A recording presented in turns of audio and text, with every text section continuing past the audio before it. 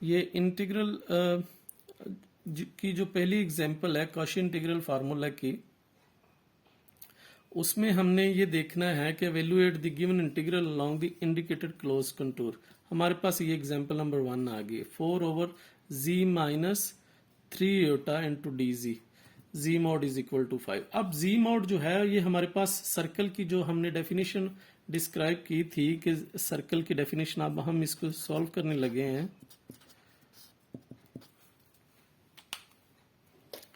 कि जी mod is equal to 5 का मतलब ये है कि जो सेंटर है वो आपका ओरिजिन है, यानी हमारे पास जो वैल्यूज होती है वो यही होती है ना, G minus G nought is equal to R. अब जी नॉट हमारे पास जीरो वैल्यूज है, इसका मतलब ओरिजिन पे है, और रेडियस जो है वो हमारे पास 5 है, यानी ये एक ऐसा सर्कल है जिसका रेडियस जो है वो 5 है। इधर से 5 -5 हो गया और इधर से 5 ये और ये -5, तो ये हमारे पास 5 रेडियस का एक सर्कल बन गया। जब हम अपने सर्कल एक ड्रा कर लिया 5 रेडियस का, इसका मतलब है ये हमारे पास एक सर्कल है जिसका सेंटर ओरिजिन है और उसका रेडियस 5 है। अब जो पॉइंट आपके पास ऐसा है कि जहां पे फंक्शन एनालिटिक नहीं रहता, यानी 3 एटा, वो अगर आपके कंटूर के अंदर है तो फिर तो कॉशी इंटीग्रल लगेगा। अगर वो कंटूर के बाहर चला गया तो इसका मतलब ये है कि हमारे पास फंक्शन हर जगह एनालिटिक बन गया, क्योंकि वो तो कंटूर से ही बाहर है, तो इसलिए फिर कॉशी गॉर्सेट लगेगा। अब ये यहां से हमारे पास z-3 एटा जो है, जो हमारे पास अगर हम इसको 0 रखें तो z की वैल्यूज निकल आएगी 3 एटा, और 3 एटा की ऑर्डर पेयर फॉर्म हम लिख सकते हैं 0,3। अब 0,3 जो है वो यहां कहीं समझ लें आप, यानी जो आपका कंटूर है रेडियस 5 का, यानी सर्कल 5 का जो है वो उसी के अंदर है पॉइंट जहां पे फंक्शन एनालिटिक नहीं है। तो फंक्शन एनालिटिक, जहां पे फंक्शन एनालिटिक नहीं होता वो कंटूर के अंदर ही आ रहा है, तो इसका मतलब यह है कि यहाँ पे कॉशी इंटीग्रल थ्योरम अप्लाई होगा। और हम जब कॉशी इंटीग्रल थ्योरम को अप्लाई करेंगे तो हमारे पास ये वही सारा फार्मूला बन जाएगा, यानी ये हमारे पास आ गया 4 आप इंटीग्रल से बाहर लेके जा सकते हैं, कांस्टेंट है, तो z-3 एटा डी जी, इसको हम मजीद लिख सकते हैं 4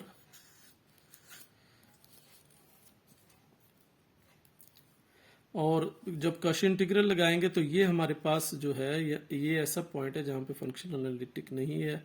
bye Cauchy integral theorem, Cauchy integral formula,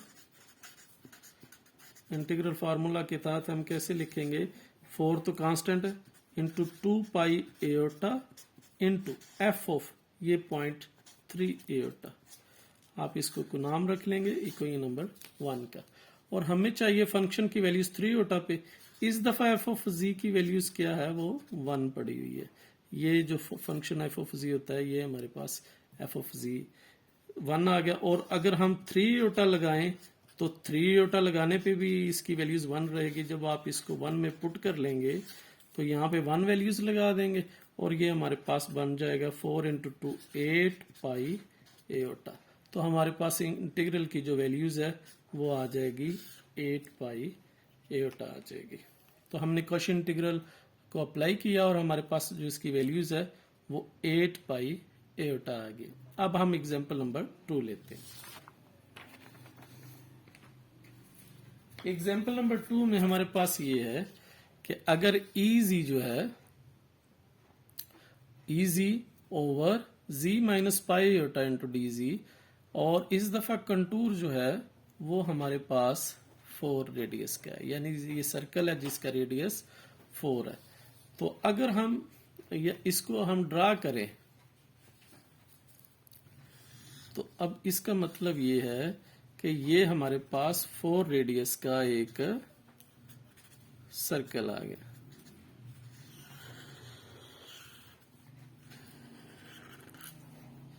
four radius का हमारे पास है, यानी ये सर्कल की इक्वेशन है जिसका रेडियस 4 है। और अगर आप इसको देखें यहां से, आप जब आप इसको सॉल्व करेंगे और z-पाई एटा को आप 0 रख लें, यहां से z की वैल्यूज आप पाई एयोटा निकाल लें, यानी जहां पे फंक्शन एनालिटिक नहीं रहता, और z को आप ऑर्डर्ड पेयर फॉर्म में लिख सकते हैं 0, पाई। और पाई आप लोग जानते हैं 3.14 होता है, और 3.14 ज़ाहिर है कि 4 तक का रेडियस है, तो 3.14 जो है 0, पाई जो है वो यहाँ कहीं लाई करेगा, और यानी कंटूर के बीच में रह रहा है, अंदर ही रह रहा है। अब हम इसको इंटीग्रल को लिखेंगे closed interval EZ over z minus pi iota dz is equal to 2 pi iota into F of pi iota. अब z में माइनस जो भी होगा वो साथ पड़ा हुआ है वो यहाँ पे आ जाएगा, इसको आप इक्वेशन नंबर 1 का नाम दे लें। अब हमें वैल्यूज चाहिए फंक्शन की पाई एयोटा पे। हमारे पास जो फंक्शन है वो ये वाला फंक्शन होता है डिनोमिनेटर के ऊपर e ऑफ z, ये हमारे पास फंक्शन आ गया। हमें वैल्यूज चाहिए पाई एयोटा की, तो हमने z की जगह पे पाई एयोटा लगा दिया। अब जो ई रेज पाई एयोटा, हम इसको मजीद सॉल्व कर सकते हैं बाय आयलर आइडेंटिटी। तो बाय आयलर आइडेंटिटी यानी अगर हम बाय आयलर आइडेंटिटी लगाएं तो ये बन जाएगा cos pi plus aorta sine pi, और कॉस पाई की वैल्यूज जो है वो -1 होती है और साइन पाई की वैल्यूज 0 होती है, तो आंसर हमारे पास -1 आ जाएगा। यानी फंक्शन की वैल्यूज पाई एयोटा पे हमारे पास -1 आ जाएगी। अब -1 जब हम इसको पुट करेंगे 1 में, तो ये हमारे पास यहाँ पे लग जाएगा -1, और ये 2 पाई एयोटा, तो आंसर हमारे पास आ जाएगा -2 पाई एयोटा। तो ये हमारे पास इंटीग्रल की वैल्यूज आ जाएगी। तो ये थी हमारे पास example number 2 Cauchy integral theorem के। अब हमारे पास एग्जाम्पल आ गई है example number 3 Cauchy integral theorem. अब हमारे पास एक ऐसा सर्कल है जिसका रेडियस जो है वो 1 है, यानी यूनिट सर्कल है। यूनिट सर्कल आप समझते हैं, रेडियस 1 वाले सर्कल को यूनिट सर्कल कहते हैं। अब हम जब इसकी वैल्यूज को ड्रा करेंगे तो आप देखिए कि z माइनस z0 वाला यहां पे नहीं है, अकेला z दिया हुआ है, तो हम z को लिख सकते हैं z माइनस 0 लिख सकते हैं। यानी इसी इंटीग्रल को हम किस तरह लिख सकते हैं, 1 plus EZ over z minus 0 लिख सकते हैं इनटू dz। इसको हम ऐसे लिख सकते हैं। अब इसका मतलब ये निकला कि ये हमारे पास बाय कॉशी इंटीग्रल किसके इक्वल आ गया, 2 पाई एयोटा इनटू फंक्शन की वैल्यूज जो है 0 पे हमने कैलकुलेट करनी है। अब हमारे पास सबसे पहले तो हमने ये देखना है कि जो हमारे पास ये 0 है, यानी जहां पे फंक्शन एनालिटिक नहीं रहता, अगर आप यहाँ पे z की जगह 0 लगा देंगे तो अनडिफाइन हो जाएगा। और अगर आप स्केच करें कि ये डायग्राम, ये सर्कल है जिसका रेडियस 1 है, तो इसको अगर आप स्केच करें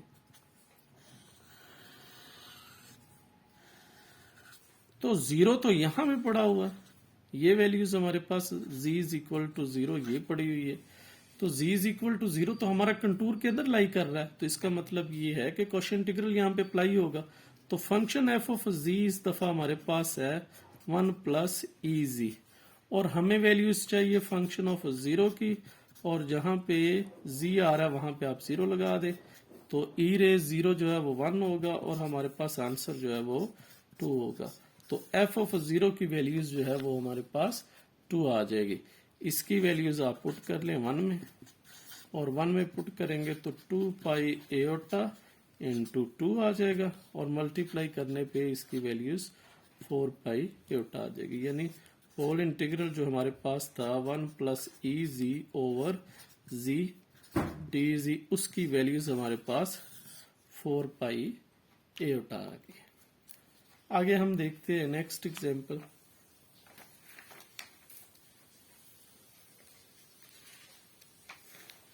नेक्स्ट एग्जांपल नंबर 4 हमारे पास ये रही कि अगर हमारे पास जो है वो एक सर्कल है जिसका रेडियस 3 है, तो अब हम इसको कैसे कर सकते हैं।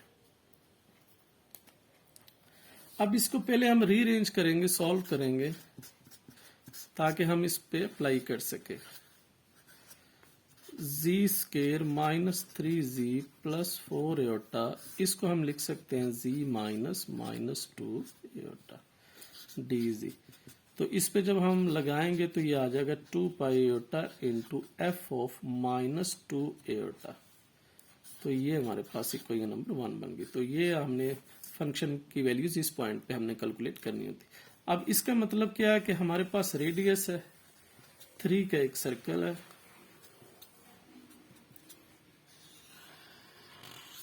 तो ये हमने एक सर्कल ड्रा कर दिया जिसका रेडियस 3 है।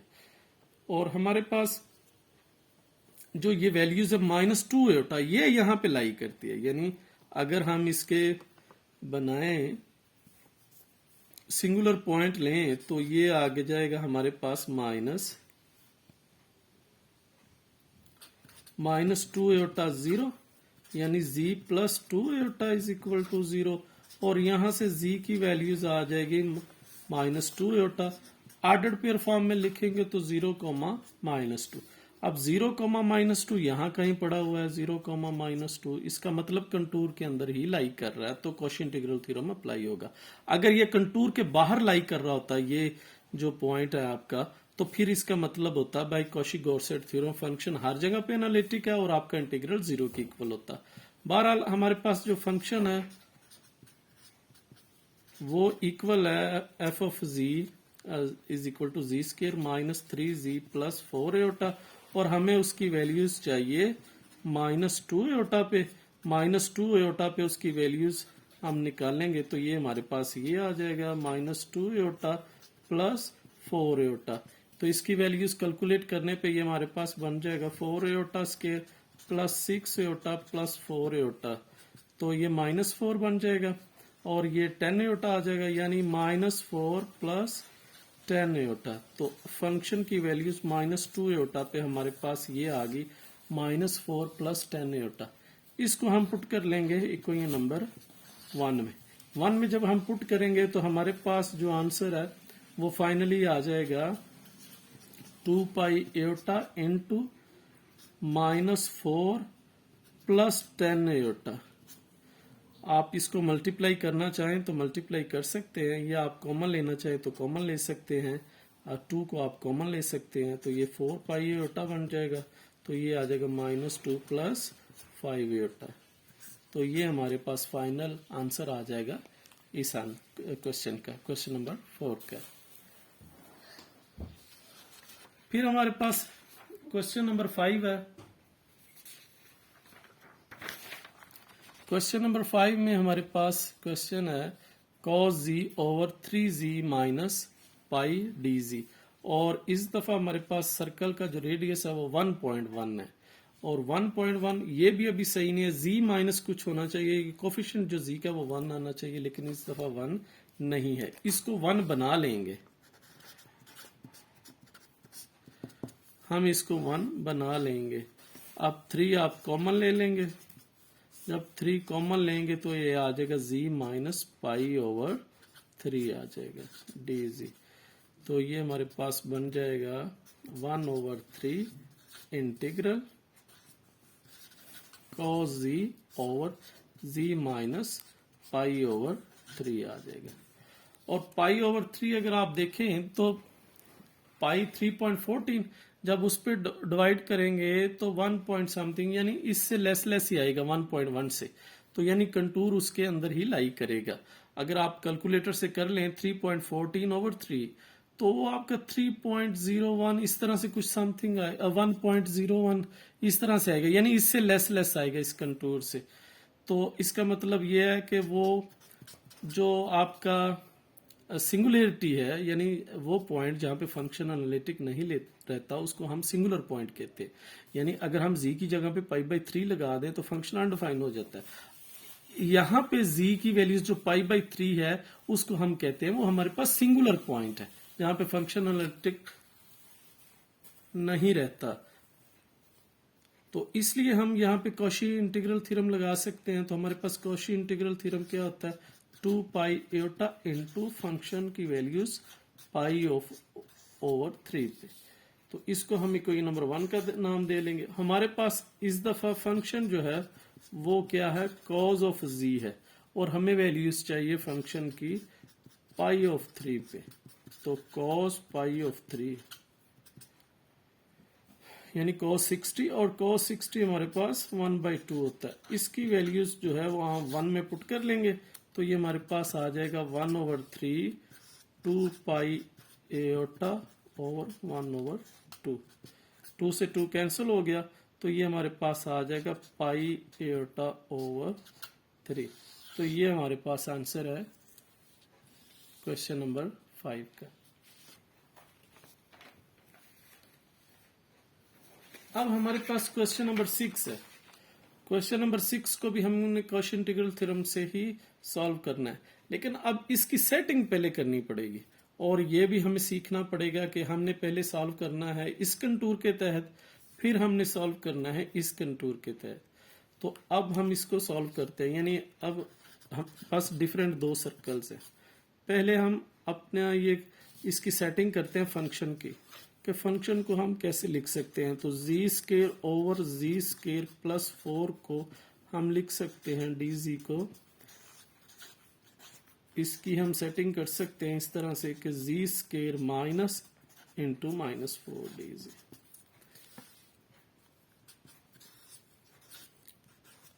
और जी स्केयर माइनस, और -1 को हम लिख सकते हैं एओटा स्केयर, तो 4 एओटा स्केयर आ गया।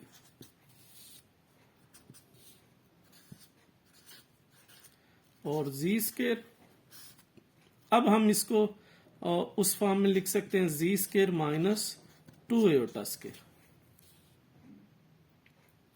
हमारे पास ये फॉर्म बन गई है। अब हम इसको आगे से कन्वर्ट कर सकते हैं, यानी हमारे पास ये फॉर्म बन गई थी, हम उसको लिख सकते हैं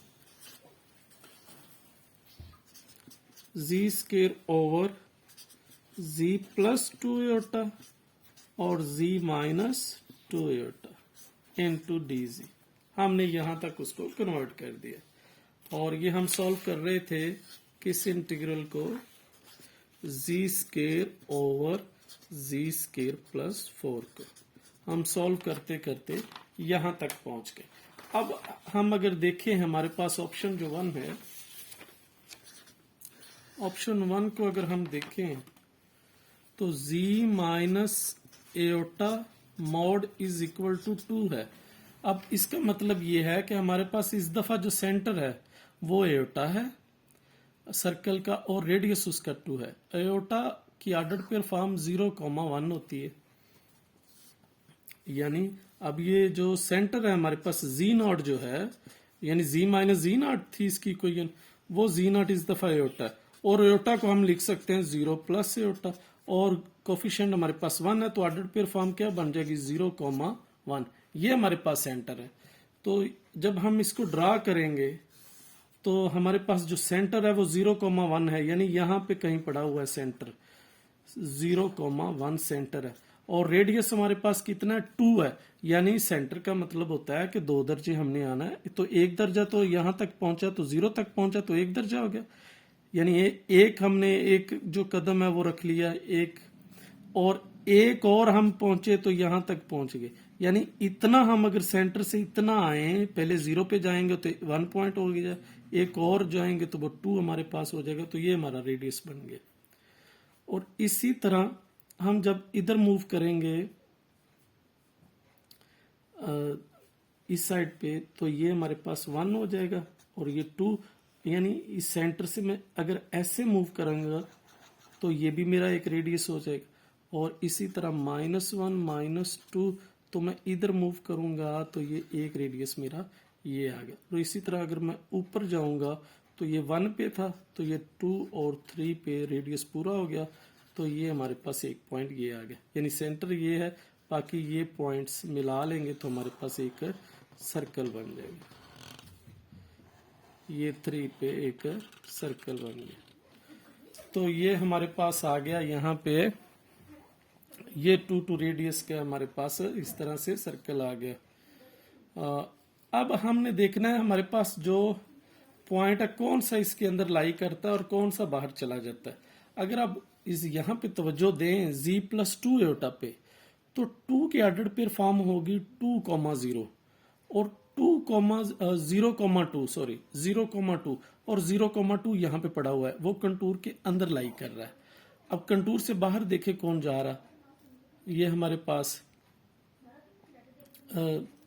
z-2 एटा ये यहाँ पे होगा और यहाँ पे जब हम लाएंगे तो -2 एटा यहाँ पे पहुंच जाएगा। ये यानी हमारे पास आउट ऑफ कंटूर चला जाएगा। तो आउट ऑफ कंटूर जो है वो आपने इसके फंक्शन के साथ मिला दे, और जहां पे फंक्शन एनालिटिक नहीं रहता वो आप बटे के नीचे लिख दे। कशीरमानी कुयन यही कहती थी ना, जहां पे फंक्शन एनालिटिक नहीं है वो बटे के नीचे आना चाहिए, यानी डिनोमिनेटर में आना चाहिए। और जो हमारे पास फंक्शन ऊपर बचे नोमिनेटर में वो सारा एनालिटिक होना चाहिए। तो इसलिए मैं z+2 एटा को इसके नीचे लेके जाऊंगा और ये अकेला कर दूंगा। यानी मैं इसको रीरेंज देखें अब कैसे करता है। मैं इसको रीरेंज इस तरह से कर रहा हूं, यानी z² ओवर z+2 एटा ओवर ये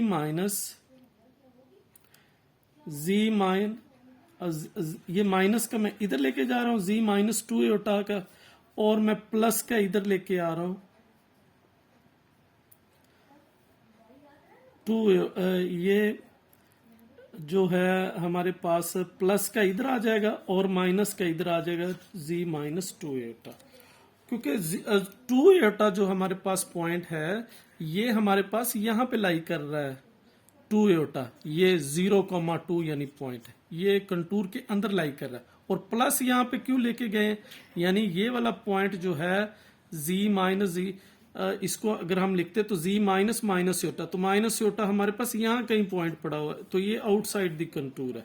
तो इसलिए हमने इसकी सेटिंग इस तरह से की। हमने तो ये देखना होता है कि माइनस के बाद हमारे पास जो है वो कंटूर के अंदर लाई करे, तो माइनस के बाद यही हमारे पास जो है 0,2 वो कंटूर के अंदर आ रहा है।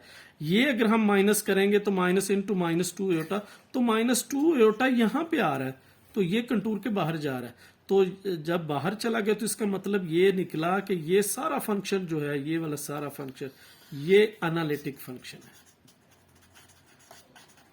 तो हमारी डेफिनेशन भी ये है कि ये f ऑफ z जो है वो एनालिटिक फंक्शन होना चाहिए, इसलिए हमने ये सेटिंग की। अब हम इसको लिख सकते हैं bye Cauchy integral 2 pi Etah into values of function at point 2 एटा। इसको हम इक्वेशन नंबर 1 का नाम दे देंगे। और हमारे पास f ऑफ z जो है वो हमारे पास है z² ओवर z+2 एटा, और हमें वैल्यूज चाहिए इसकी 2 एटा पे, तो हम इसकी वैल्यूज 2 एटा पे निकाल लेंगे। यानी फंक्शन की वैल्यूज जब हम 2 एटा पे निकालेंगे, यानी जहां जहां z है वहां पे 2 एटा लगा लें, 2 एटा स्क्वायर ओवर 2 एटा प्लस 2 एटा, तो ये बन जाएगा 4 एटा स्क्वायर ओवर 4 एटा, तो ये बन गया -4 ओवर 4 एटा। या इस तरह से इसको कैंसिल कर लें, एटा से एटा कैंसिल हो जाएगा, तो हमारे पास जो आंसर है वो हमारे पास माइनस एटा रह जाएगा। 4 से 4 कैंसिल हो गया, एटा से एटा कैंसिल हो गया, तो ये हमारे पास एटा आंसर रह जाएगा। तो f ऑफ 2 एटा की वैल्यूज हमारे पास एटा आ गई। इसको आप पुट कर लेंगे 1 में, जब 1 में पुट करेंगे तो हमारे पास ये आ जाएगा 2 पाई एटा इनटू f ऑफ 2 एटा, उसकी वैल्यूज हमने एटा लगा दी, और 2 पाई एटा स्क्वायर बन जाएगा। एटा स्क्वायर आपको पता -1 होता है, तो हमारे पास जो फंक्शन की वैल्यूज है वो आ जाएगी -2 एटा। तो इस स्टेप को याद रखना है कि बटे के ऊपर कौन सा जाएगा और नीचे कौन सा आएगा, ये चीज आपने ध्यान से देखनी। इसके लिए मैं एक छोटी सी और काउंटर एग्जांपल कर देता हूं ताकि आप लोग बात समझ जाएं। बिल्कुल सादा सी आप काउंटर, इसकी एक एग्जांपल और देखिएगा।